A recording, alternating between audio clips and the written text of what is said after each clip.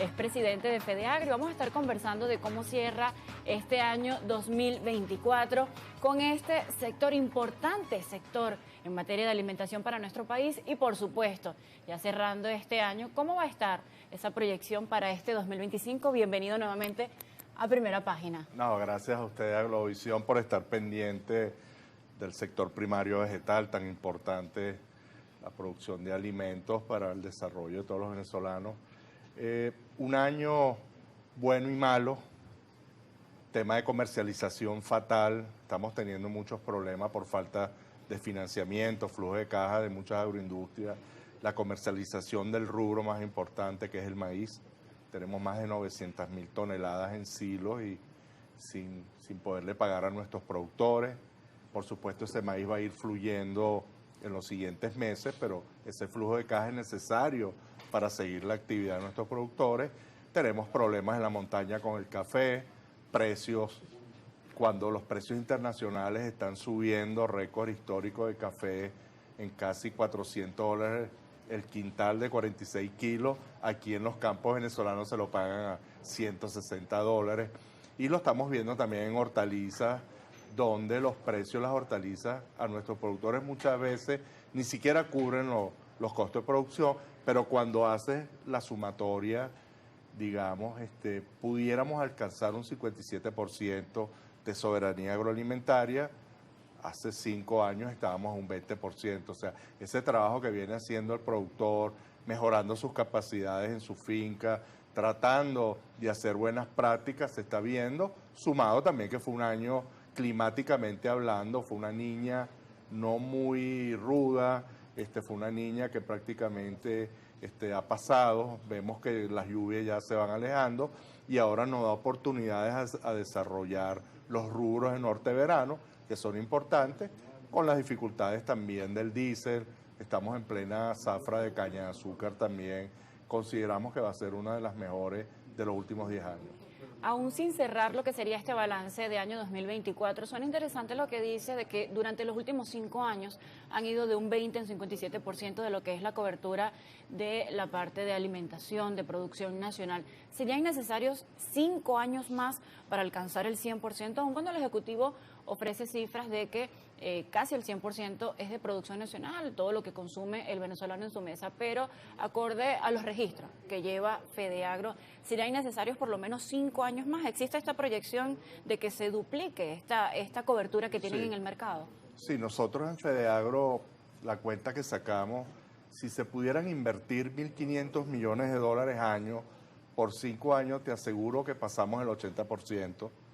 Estamos importando más de 3 millones de toneladas de rubros vegetales, quitando el trigo, pero estás importando azúcar, arroz, maíz blanco, maíz amarillo, leguminosas como la caraota, arveja, que son todos rubros vegetales, la soya, son rubros vegetales que tú puedes producir aquí.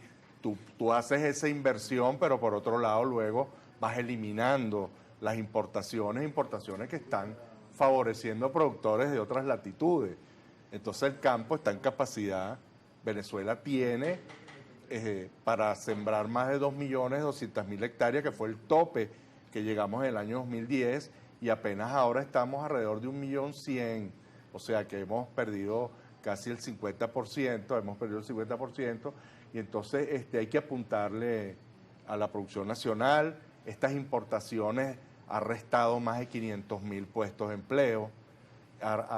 Cuando lo llevas a inversión de maquinaria y de equipo son unos 600-700 millones de dólares, cuando lo llevas a insumos son otros 300 millones de dólares. Entonces ve la importancia de invertir ese dinero en el campo venezolano, porque 17 estados en Venezuela son agrícolas y pecuarios. Usted habla de grandes cantidades, por ejemplo, hablaba del maíz, de silos, de toneladas, pero todavía a esta fecha, ya a cierre de año, hay pequeños productores que tuvieron también que luchar contra embates climáticos, logísticos, y hablaba también del tema de la comercialización. Y bueno, pareciera que es una realidad que ya no sucediera en el presente, pareciera que es algo como de siglos anteriores, pero todavía a esta fecha de diciembre de 2024 han informado desde FEDEAGRO que hay pequeños productores que debieron quedarse con esa cosecha, que debieron quedarse con ese producto. ¿Qué ha pasado con esos pequeños o medianos productores del campo? No, están ahí latentes esperando vender sus cosechas, pero realmente aquí el tema que debemos tratar es el financiamiento bancario porque es necesario.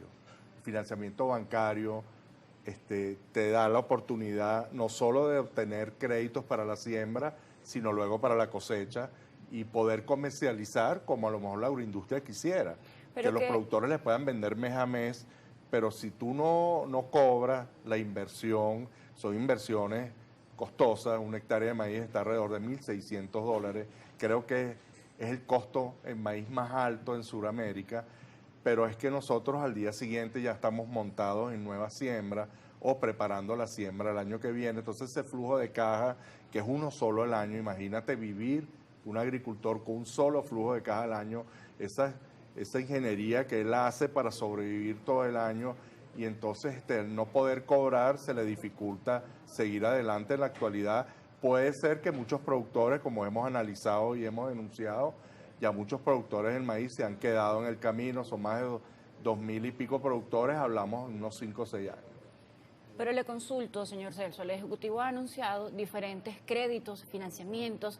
A lo largo de este año 2024 se hicieron diferentes actos de acreditación, de adjudicación también, nuevas concesiones, todo esto que tiene que ver para organizar al pequeño campesino. Entonces, ¿qué es lo que sucede cuando habla de acceso a esos créditos? ¿No tienen información, no están en el momento indicado, solamente es para unos sectores sí, para otros no? ¿Cómo es ese acceso realmente, finalmente, a lo que es un financiamiento en una institución bancaria, sea del Estado o sea privado?